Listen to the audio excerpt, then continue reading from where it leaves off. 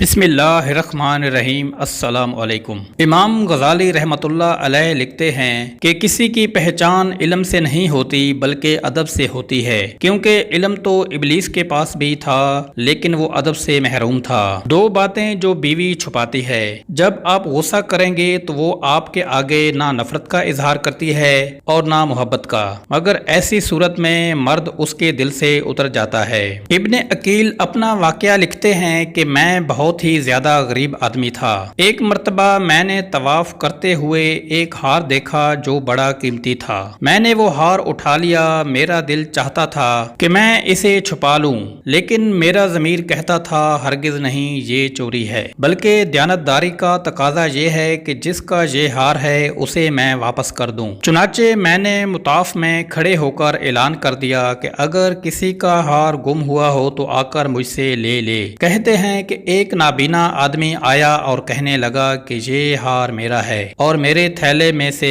گرا ہے۔ میرے نفس نے مجھے اور بھی ملامت کی کہ ہار تو تھا بھی نابینا کا، اس کا کسی کو کیا پتا چلتا، چھپانے کا اچھا موقع تھا، مگر میں نے وہ ہار اسے دے دیا۔ نابینا نے دعا دی اور چلا گیا۔ میں دعائیں بھی مانگتا تھا کہ اللہ میرے لیے کوئی رزق کا بندوبست کر دے۔ اللہ تعالیٰ کی شان دیکھیں کہ میں وہاں سے ہلا آ گیا۔ یہ ایک بستی کا نام ہے، وہاں کی ایک مسجد میں گیا تو پتہ چلا چند دن پہلے امام صاحب فوت ہو گئے تھے۔ لوگوں نے مجھے کہا کہ نماز پڑھا دو۔ جب میں نے نماز پڑھائی تو انہیں میری نماز پڑھانا اچھا لگا۔ وہ کہنے لگے تم یہاں امام کیوں نہیں بن جاتے؟ میں نے کہا بہت اچھا۔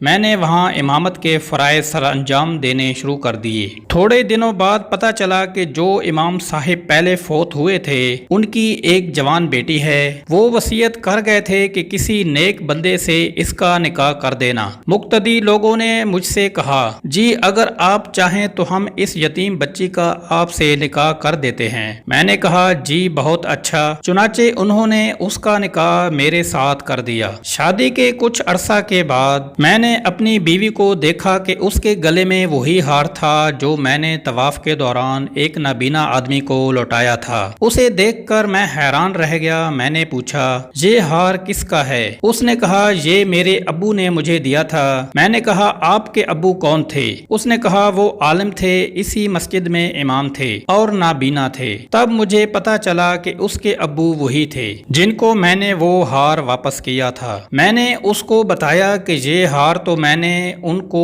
اٹھا کر دیا تھا۔ وہ کہنے لگیں کہ آپ کی بھی دعا قبول ہو گئی اور میرے ابو کی بھی، کہ اللہ تعالیٰ نے آپ کو گھر بھی دیا، گھر والی بھی دی اور رزق بھی دیا، اور میرے ابو کی دعا اس طرح قبول ہوئی کہ جب وہ ہار لے کر واپس آئے تو وہ دعا مانگتے تھے کہ اے اللہ ایک امین دیانتدار شخص نے میرا ہار مجھے لوٹایا ہے، اے اللہ ایسا ہی امین شخص میری بیٹے کے لیے خامد کے طور پر عطا فرما دے۔ اللہ نے میرے باپ کی دعا بھی قبول کر لی اور آپ کو میرا خامد بنا دیا۔ تو مخلص بندے کا کام اللہ تعالیٰ کبھی رکنے نہیں دیتا، اٹکنے نہیں دیتا، بلکہ اس کی کشتی ہمیشہ کنارے لگا دیتا ہے۔